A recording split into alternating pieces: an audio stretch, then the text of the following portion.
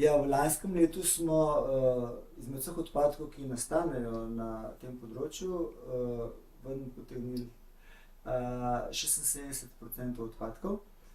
V letošnjem letu pa po tistih podatkih, ki jih imamo do meseca novembra, kaže na to, da bomo dosegli že 79%, kar je pa tudi, kar smo malo presenečeni.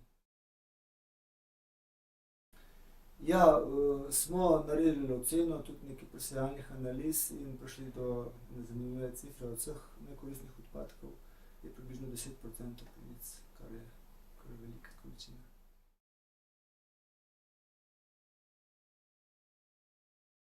Ja, kljub temu, da smo načrtovali uvedbo pralnih plenic in smo o tem že dolgo časa razmišljali, smo v vmesnem obdobju poskušali tistim družinam z majhnimi otroci iti nasproti, ker pri nas pobiramo mešane odpadke na en mesec.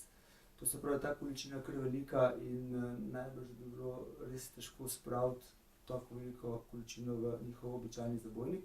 Zato tem družinam ponudimo dodatni zabojnik za obdobje, ko pač porabijo največ plenic.